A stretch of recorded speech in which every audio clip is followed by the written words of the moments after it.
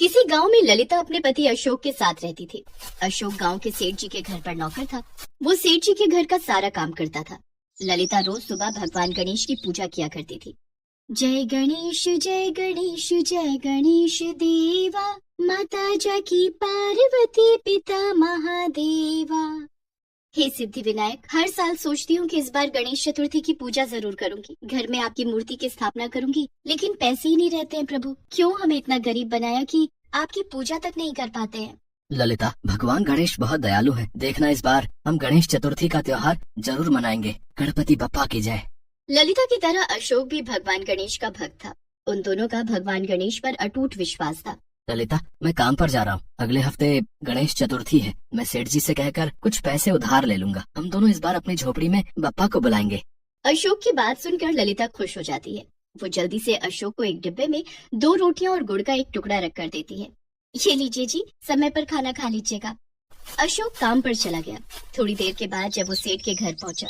अशोक, घर की अच्छे से सफाई कर दे। पूरे बगीचे, सीढ़ियाँ, छत सब साफ हो जाने चाहिए। गणेश चतुर्थी आ रही है भाई। इस बार हमारे घर में बप्पा की सबसे बड़ी मूर्ति आएगी। मैं अपने हाथों से बप्पा की मूर्ति की स्थापना करूंगा। जी मालिक। अशोक घर के काम में लग जाता है। वो सोचता है कि काश वो भी अपने हाथों से अपने घर में बप्पा की बड़ी सी मूर्ति लगा पाता और अपने घर में गणेश चतुर्थी का उत्सव मना पाता। लेकिन जितनी उसकी तनख्वाह थी उसमें तो एक गणेश भगवान की छोटी मूर्ति आ जाए वही बहुत थी। उस दिन अशोक ने सारा काम खत्म करने के बाद सेठ से कहा, मालिक। बोल अशोक, क्या बात है? सारा काम कर दिया? हाँ मालिक, मैंने सारा काम कर दिया है। मालिक, मैं कह रहा था कि थोड़े पैसे मिल जाते तो। वो गणेश चतुर्थी आ रही है ना, इस बार मैं भी अपने घर में बप्पा की पूजा करूंगा। देख भाई अशोक, पैसे तो तुझे मिल जाएंगे लेकिन अभी नहीं मिलेंगे। पहले गणेश चतुर्थी आने तो दे। अभी पूरा 1 हफ्ता बाकी है। जी मालिक। अशोक खुशी खुशी घर आया और ललिता को बताया। ललिता, हम इस बार अपने घर में बप्पा की मूर्ति लगाएंगे। क्या मालिक ने पैसे दे दिए? नहीं, अभी नहीं दिए, लेकिन उन्होंने कहा है कि गणेश चतुर्थी आने से पहले वो पैसे दे देंगे। ये तो बहुत अच्छी बात है, लेकिन जब तक पैसे मिल नहीं जाते हम पूजा की तैयारी कैसे कर सकते हैं? तो चिंता मत कर, मेरा दोस्त है ना रघु, मैं उससे कुछ पैसे उधार लेकर आता हूँ।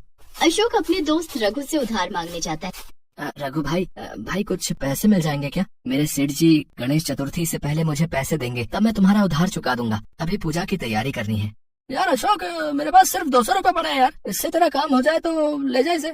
अशोक अपने दोस्त रघु से 200 रुपए उधार लेकर आ जाता है और ललिता को दे देता है। इतने पैसों में क्या होगा, मैं एक काम करती हूँ, इन पैसों से भगवान के भोग के लिए मोदक बना लेती हूँ। सेठ जी जो पैसे देंगे उससे बप्पा की मूर्ति आ जाएगी। ललिता उन पैसों को लेकर बाजार जाती है और मोदक बनाने का सामान ले आती है। इधर अशोक रोज काम पर जाता और सेठ जी से पैसे मांगता, लेकिन सेठ जी कल कहकर टाल देते। गणेश चतुर्थी का दिन आ गया। अशोक, आज बप्पा की मूर्ति आनी है। मैंने ऑर्डर दे दिया है, तू जाके देख मूर्ति अभी तैयार हुई कि नहीं। अगर तैयार हो गई हो तो उसे ले आ। जी सेठ जी। अशोक मूर्तिकार की दुकान पर जाता है तो देखता है कि मूर्ति तैयार हो गई थी। अशोक मूर्ति को एक ठेले पर रखकर सेठ के घर ले आता है। फिर वो मूर्ति को उठाकर पूजा स्थल पर रखने लगता है। मूर्ति बहुत बड़ी थी और भारी थी। अकेले अशोक से मूर्ति नहीं संभली और गिरकर टूट गई। ये देखते ही सेठ जी का गुस्सा 7वें आसमान पर चला गया। उन्होंने गुस्से में अशोक की खूब पिटाई की। पिटाई के कारण अशोक का दायां हाथ टूट गया। नालायक, निकल जा यहाँ से, दोबारा अपनी शक्ल मत दिखाना। बेचारा अशोक रोता हुआ अपने घर आ गया। वो रास्ते भर सोच रहा था कि उससे इतनी बड़ी गलती कैसे हो गई। इधर ललिता ने प्रसाद का मोदक बनाकर तैयार कर लिया था। आज सेठ जी ने पैसे दे दिए होंगे, ये बप्पा की मूर्ति लेकर आते ही होंगे। इस बार हम भी अपने घर में बप्पा की पूजा करेंगे।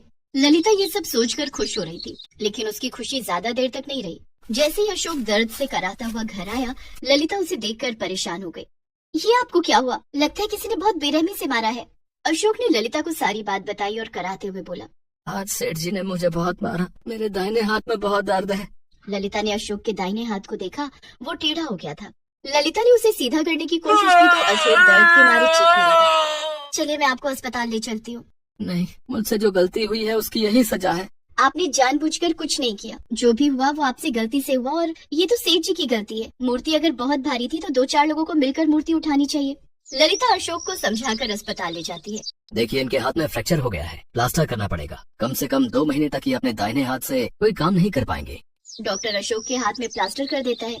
दोनों दुखी मन से घर वापस आ जाते हैं। तभी अशोक का दोस्त रघु उससे अपना उधार वापस मांगने आता है। अशोक, अरे अशोक, आओ रघु आओ, कहो कैसे हो? मैं तो ठीक हूँ भाई, लेकिन तेरे हाथ में क्या हुआ? अशोक ने रघु को सारी बात बताई। ओह, मैंने तो सोचा था कि सेठ जी ने तुझे पैसे दे दिए होंगे, इसलिए मैं अपने पैसे मांगने आया था। पापा की मूर्ति लानी थी। रघु भाई थोड़ी देर रुक जा, मैं तुझे शाम तक पैसे लौटा दूंगा। ठीक है, अच्छा तो मैं चलता हूँ। रघु के जाने के बाद ललिता कहती है, शाम तक रघु भैया को पैसे कैसे दे पाओगे? हमारे पास जो पैसे थे वो डॉक्टर को दे दिए। आज गणेश चतुर्थी है, पापा हमारी कोई ना कोई मदद जरूर करेंगे।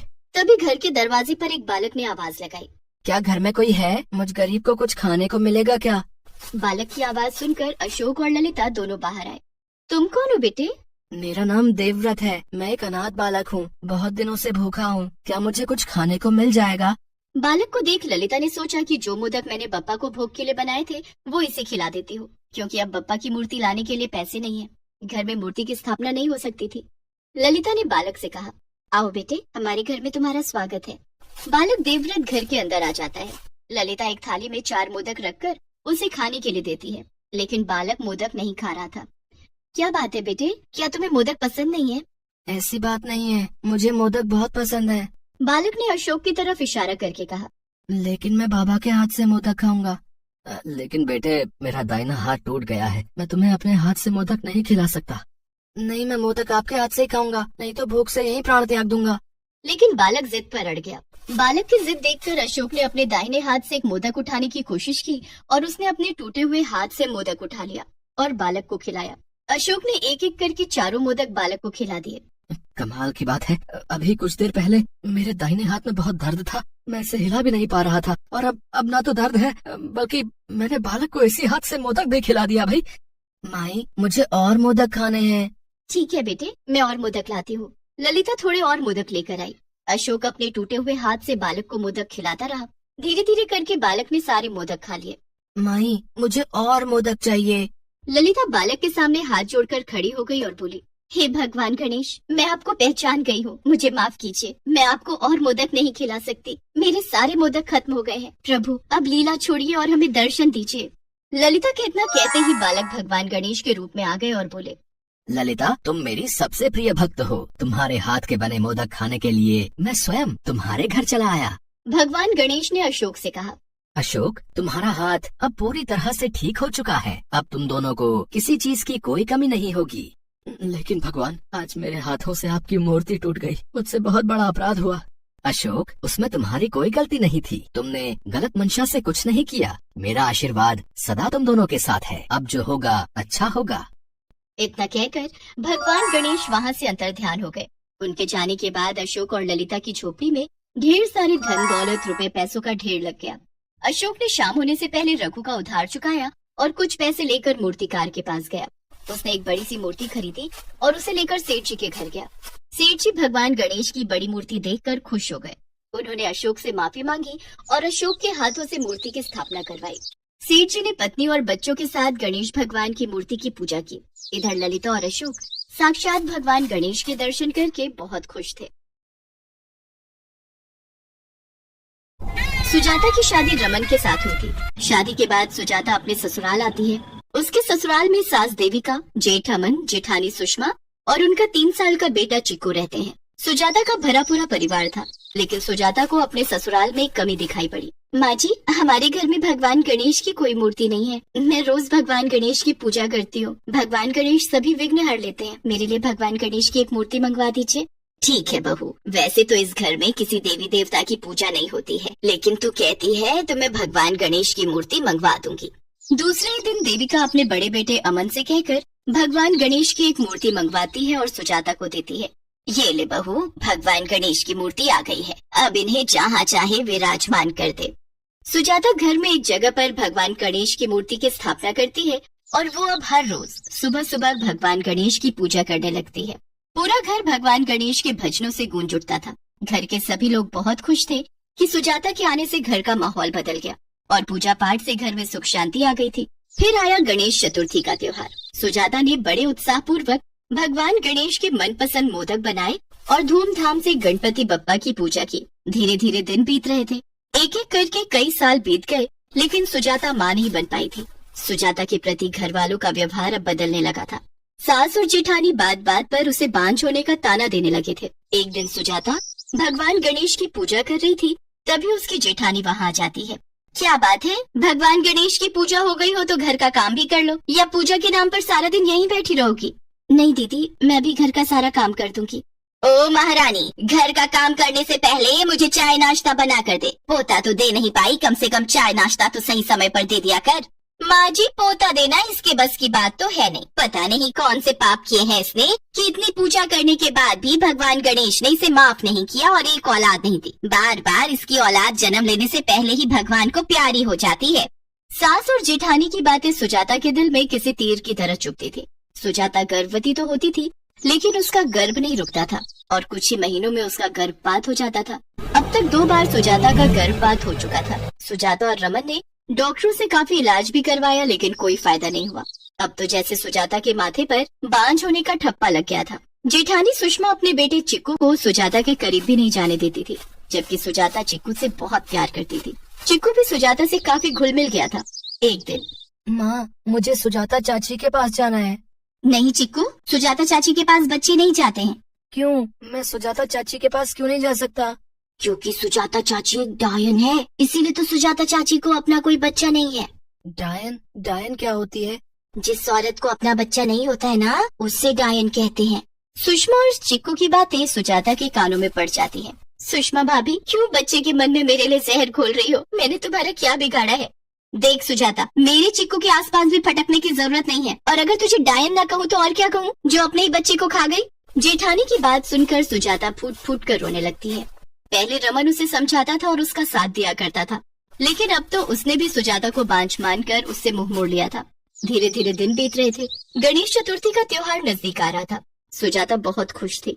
उसने पूरे घर को दुल्हन की तरह सजा दिया और अपने हाथों से प्रसाद का मोदक बनाया। लेकिन गणेश चतुर्थी वाले दिन सुजाता जैसे ही भगवान गणेश की पूजा करने जाती है, सास देविका ने उसे रोक दिया। रुक जा सुजाता बहू। क्या बात है माँ जी, आपने मुझे बप्पा की पूजा करने से क्यों रोक दिया? क्योंकि आज से गणेश चतुर्थी की पूजा तू नहीं करेगी, तेरी जेठानी सुषमा करेगी। लेकिन माँ जी, हर बार गणेश चतुर्थी की पूजा मैं ही करती आई हूँ। करती थी, लेकिन अब नहीं करेगी। हम बांझ बहू से भगवान गणेश की पूजा नहीं करवा सकते। भगवान गणेश भी तेरी पूजा स्वीकार नहीं करते हैं, इसलिए तो तुझे औलाद का सुख नहीं दिया। सुषमा, चल भगवान गणेश की पूजा कर। गणेश चतुर्थी के दिन सुजाता को गणपति की पूजा करने से रोक दिया गया था। सुजाता सारे ताने तो सह सकती थी, लेकिन बप्पा की पूजा से वंचित होना वो सह नहीं पाई। वो रोते हुए अपने कमरे में आ गई, जहाँ रमन बैठा हुआ था। सुजाता ने रमन को सारी बात बताई। तो इसमें रोने वाली कौन सी बात है? माँ ठीक ही तो कह रही है। भगवान की पूजा एक भरे पूरे परिवार की औरत को करनी चाहिए, और तुम तो अधूरी हो। तुम्हारी कोई संतान नहीं है। तुम्हारी पूजा भगवान गणेश को पसंद होती तो अब तक तो तुम माँ बन गई होती। इतना कहकर रमन कमरे से बाहर चला जाता है। सुजाता दुनिया भर के ताने सह रही थी, लेकिन पति के मुंह से इतनी कड़वी बातें वो सहन नहीं कर पाई। उससे भी ज्यादा पीड़ा सुजाता के लिए ये थी कि उसे गणेश चतुर्थी की पूजा करने से रोक दिया गया था। उससे बप्पा की पूजा और आरती का अधिकार छीन लिया गया था। हे गणपति, अगर मैं आपकी पूजा ही नहीं कर पाई तो मेरा इस दुनिया में रहने का क्या मतलब? अगर मैं आपकी पूजा नहीं कर सकती तो मुझे जीने का भी कोई अधिकार नहीं। इतना कहकर सुजाता घर से बाहर निकल गई। सुजाता थोड़ी दूर गई थी कि तभी उसे किसी ने आवाज दी। सुजाता, रुक जाओ। सुजाता ने पीछे मुड़कर देखा तो साक्षात भगवान गणेश उसके सामने खड़े थे। प्रभु, आप आखिर आप मुझे दर्शन देने आ ही गए। प्रभु, मुझे भागिन से आपकी पूजा करने का अधिकार छीन लिया गया। एक भक्त से उसके भगवान की पूजा करने का अधिकार छीन लिया गया। मैं अब जीना नहीं चाहती हूँ प्रभु, मैं अब जीना नहीं चाहती हूँ। सुजाता, अभी तो तुमने अपना जीवन जिया ही नहीं। प्रभु, आपसे दूर रहकर मैं कैसे जीऊंगी? आप कुछ ऐसा कीजिए कि आप हमेशा मेरे पास रहें। ठीक है सुजाता, मैं तुम्हारे गर्भ से तुम्हारे बेटे के रूप में जन्म लूंगा और सदा तुम्हारे साथ रहूंगा। और उसके बाद भगवान गणेश एक लौ के रूप में आ गए और सुजाता के गर्भ में समा गए। अब मुझे घर चलना चाहिए। सुजाता घर की ओर आने लगती है। इधर सुजाता की जेठानी सुषमा गणपति की पूजा कर रही थी, लेकिन जैसे ही उसने आरती के लिए दीपक जलाया, दीपक बार बार बुझ रहा था। उसने गणपति को जो माला पहनाई वो माला टूटकर बिखर गई और प्रसाद के मोदक से सड़ने की बदबू आने लगी। ये क्या हो रहा है माँ जी? लगता है गणपति मेरी पूजा स्वीकार नहीं कर रहे हैं। हमें सुजाता को ही बुलाना पड़ेगा। तू रहने दे, उस बांझ को यहाँ बुलाकर सब कुछ चौपट करने की जरूरत नहीं है, देविका ने अपने बड़े बेटे अमन से कहा। लेकिन अमन ने भी जब आरती के लिए दीपक जलाने की कोशिश की तो दीपक जला ही नहीं। उसके बाद रमन ने भी गणपति की पूजा करने की कोशिश की, लेकिन वो भी बप्पा की पूजा नहीं कर पाया। लगता है हमें सुजाता को ही बुलाना पड़ेगा। नहीं, इस बार मैं दीपक जलाऊंगी। देविका आरती का दीपक जलाती है। दीपक एक बार में ही जल उठता है। देखा, दीपक जल गया ना, शायद बप्पा मेरे हाथों से पूजा करवाना चाहते हैं। देविका आरती शुरू कर देती है, लेकिन दीपक की लौ धीरे धीरे तेज होती जा रही थी और देखते ही देखते विकराल रूप ले लेती है। देविका की साड़ी में आग लग जाती है और धुंध करके जलने लगती है। बचाओ, कोई मुझे बचाओ। आग की लपट इतनी तेज थी कि सब उसे छोड़कर भाग जाते हैं। तभी सुजाता घर में प्रवेश करती है और देविका को आग में जलते हुए देख लेती है। सुजाता जल्दी से भागकर अपने कमरे में जाती है और एक कंबल लेकर आती है। वो उस कंबल की मदद से देविका की साड़ी में लगी आग बुझा देती है। आग में देविका बुरी तरह से झुलस गई थी। सुजाता उसे उसी समय अस्पताल ले जाती है, जहाँ पीछे से रमन, अमन और सुषमा भी पहुँचते हैं। अब क्या करने आए हो तुम लोग? मुझे तो आग में जलकर मरने के लिए छोड़कर भाग गए थे। हाँ, तीनों देविका से माफी मांगते हैं। देविका कुछ दिन तक अस्पताल में रहती है। सुजाता अस्पताल में उसकी पूरी तरह से देखभाल करती है। कुछ दिनों के बाद देविका ठीक हो जाती है। उस दिन अस्पताल से देविका की छुट्टी होने वाली थी। सुजाता देविका को लेकर घर जाने की तैयारी कर रही थी, तभी सुजाता को चक्कर आ जाता है और वो बेहोश होकर गिर पड़ती है। अस्पताल की नर्सें उसे उठाकर बिस्तर पर लिटाती हैं, जिसके बाद डॉक्टर उसका चेकअप करता है। डॉक्टर साहब, क्या हुआ है मेरी बहू को? अभी तक तो कुछ नहीं हुआ, लेकिन कुछ महीनों में जरूर हो जाएगा। क्या मतलब? ये आप क्या कह रहे हैं डॉक्टर साहब? मतलब आप दादी बनने वाली हैं। क्या? ये तो बहुत खुशी की बात है। जिस पल का मैं बेसब्री से इंतजार कर रही थी वो समय आ ही गया। देविका ने खुशी के मारे सुजाता को गले से लगा लिया। 9 महीनों बाद सुजाता ने एक प्यारे से बेटे को जन्म दिया। सुजाता के गर्भ से स्वयं भगवान गणेश ने धरती पर जन्म लिया था। सुजाता ने उसका नाम गजानन रखा और घर में सबको ये बात बताई कि भगवान गणेश ने उसके गर्भ से जन्म लिया है। घर के सभी सदस्य गजानन को खूब प्यार करते थे। सुजाता रोज पहले की तरह भगवान गणेश की पूजा करती और घर के बाकी सदस्य उसका साथ देते थे। सभी मिलकर हर साल गणेश चतुर्थी का त्योहार बड़ी धूमधाम के साथ मनाते थे।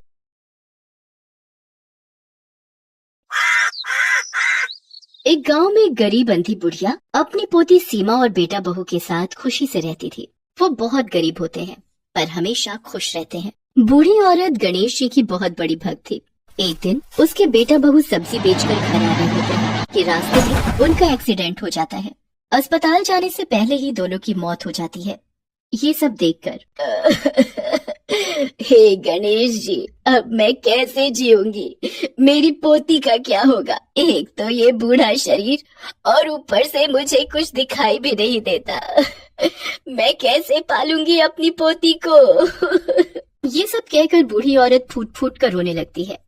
अगले दिन क्या करूं? कुछ समझ नहीं आ रहा है। पहले बेटा बहू मंडी से सब्जी लाकर बेचते थे, पर अब कौन जाएगा मंडी? इतने में सीमा बहुत सारे फूल लेकर आती है। बूढ़ी औरत फूल की खुशबू सूंघकर कहती है, ये फूल क्यों तोड़ लाई? मैंने इन्हें गणेश जी की पूजा के लिए रखा है। दादी, इतने सारे फूलों से पूजा क्यों करोगी? क्यों ना हम इन फूलों को मंदिर के पास जाकर बेचें? मैंने अभी आपको गणेश जी के सामने रोते देखा तो सोचा कि आपकी मदद की जाए। बूढ़ी औरत को पोती की बात अच्छी लगती है और वो कहती है, अरे ये तो बड़ा अच्छा सुझाव दिया तूने। कहाँ से सोचा ये सब? दादी, मैं रोज आपके साथ मंदिर जाती हूँ। मैं वहाँ लोगों को पैसे देकर फूल खरीदते हुए देखती हूँ। दादी उसे गले लगा लेती है और अगले दिन से मंदिर के बाहर जाकर फूल बेचने का काम करने लगती है। जैसे तैसे दोनों का गुजारा हो रहा होता है। एक दिन, दादी, आप तो इतनी ज्यादा गणेश जी की पूजा करती हो, फिर भी वो आपकी नहीं सुनते हैं, ऐसा क्यों? ऐसा नहीं है बेटी, जिसके भाग्य में जो है उसे वो भोगना ही पड़ता है। अगर हमारे साथ कुछ गलत हो रहा है तो इसका मतलब ये नहीं कि हम भगवान पर से अपनी आस्था कम कर लें। दादी, मैंने मंदिर में कुछ लोगों को बातें करते सुना कि कुछ दिनों में गणेश चतुर्थी आने वाली है। हाँ मेरी बच्ची, तूने एकदम ठीक कहा। दादी, हर साल की तरह हम गणेश चतुर्थी मना पाएंगे क्या? जैसा गणेश जी चाहेंगे वैसा ही होगा। दोनों दादी पोती मिलकर फूल माला बेचती हैं। दिन बीत रहे होते हैं। बूढ़ी औरत बीमार रहने लगती है। तभी एक दिन रात में बूढ़ी औरत के प्राण लेने यमराज आते हैं। यमराज की आवाज सुनकर, आप कौन हैं? मैं यमराज हूँ, आपके प्राण लेने आया हूँ। आप मेरे प्राण नहीं ले सकते। मेरे सिवा मेरी पोती का कोई नहीं है। पहले आपने उसके माता पिता को उससे छीन लिया और अब मुझे भी। ऐसा मत कीजिए, वो अनाथ हो जाएगी। ये तो विधि का विधान है, मुझे आपके प्राण लेने ही पड़ेंगे। मैं कुछ नहीं कर सकता। यमराज बूढ़ी औरत की बात नहीं मानते। वो अपनी जिद पर अडिग होते हैं। तभी बूढ़ी औरत कहती है कि मैंने सुना है कि मरने वाले की आखिरी इच्छा पूरी की जाती है। हाँ, सही सुना है। बताओ तुम्हारी अंतिम इच्छा क्या है? मैं उसे जरूर पूरा करूँगा, ये मेरा वादा है। 2 दिन बाद गणेश चतुर्थी है। मैं अपनी पोती के साथ अंतिम बार गणेश चतुर्थी की पूजा करना चाहती हूँ। यमराज जी वादा कर चुके थे, इसलिए वो पीछे नहीं हट सकते थे। यमराज जी बूढ़ी औरत को 2 दिन का और जीवन दान देकर चले जाते हैं। बूढ़ी औरत चिंता में रहने लगती है। वो सुबह उठती है और सीमा को बुलाकर कहती है, बेटी मेरी तबीयत आज ठीक नहीं है, एक काम कर, तू अकेली मंदिर चली जा। सीमा दादी से पूछती है कि क्या हुआ, पर दादी कुछ नहीं बताती। तो सीमा अकेले मंदिर चली जाती है और फूल बेचती है। फूल बेचकर सीमा घर आती है और दादी को चुप चुप देखकर कहती है, दादी आप इतनी चिंता में क्यों हो?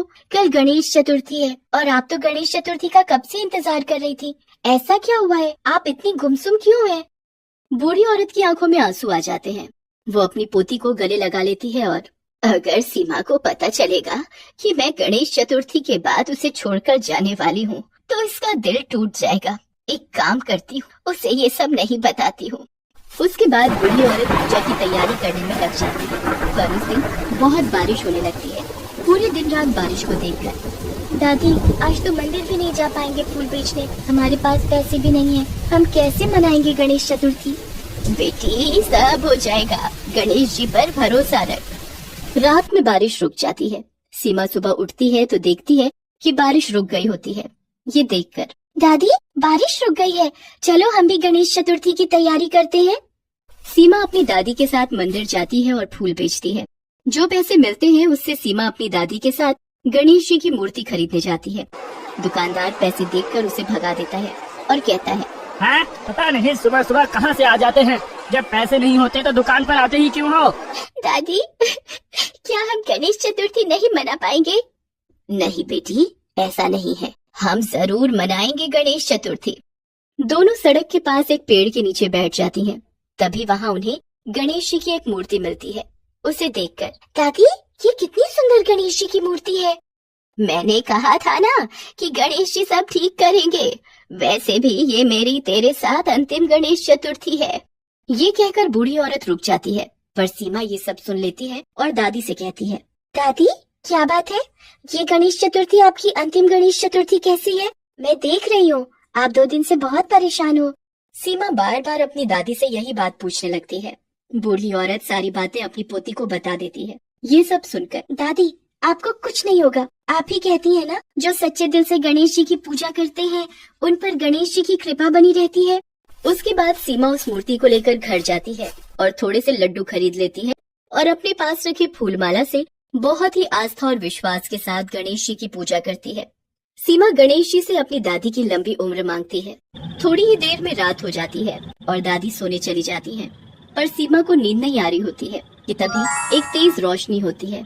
ये सब देखकर ये रोशनी कैसी है? ये रोशनी तो मूर्ति से आ रही है। मैं तुम दोनों की अटूट भक्ति से बहुत खुश हूँ। इतनी मुश्किलों के बाद भी तुमने अपना धैर्य नहीं तोड़ा और सच्चे मन और आस्था के साथ मेरी पूजा की। क्या आप गणेश जी हैं? हाँ मेरी बच्ची। तभी गणेश जी के चमत्कार से बहुत सारा पैसा, सोना, चांदी आ जाता है। ये सब देखकर मुझे ये सब नहीं चाहिए। तो तुम्हें क्या चाहिए? आज रात को किसी भी समय यमराज जी मेरी दादी के प्राण लेने आने वाले हैं। मैं चाहती हूँ कि आप मेरी दादी के प्राण वापस लौटा दें। ये सुनकर आवाज तथास्तु कहकर गायब हो जाती है और सीमा भागकर दादी के कमरे में जाती है तो देखती है कि दादी आराम से सो रही होती हैं। सीमा दादी को गले लगाती है और कहती है, दादी अब आप मुझे छोड़कर कहीं नहीं जाओगी। सीमा सारी बातें अपनी दादी को बताती है और उसके बाद दादी उसे गले लगा लेती है। तभी बूढ़ी औरत कहती है कि बेटी बेटी मुझे सब दिखाई देने लगा है, मैं तुझे देख पा रही हूँ। ये सुनकर सीमा बहुत खुश हो जाती है और कहती है, दादी आपने सही कहा था, गणेश जी सब अच्छा ही करेंगे। उसके बाद दोनों बड़े आराम से अपना जीवन जीने लगते हैं। अब उन्हें किसी चीज की कोई कमी नहीं होती है। दोनों इसी तरह गणेश भक्ति में लीन रहते हैं।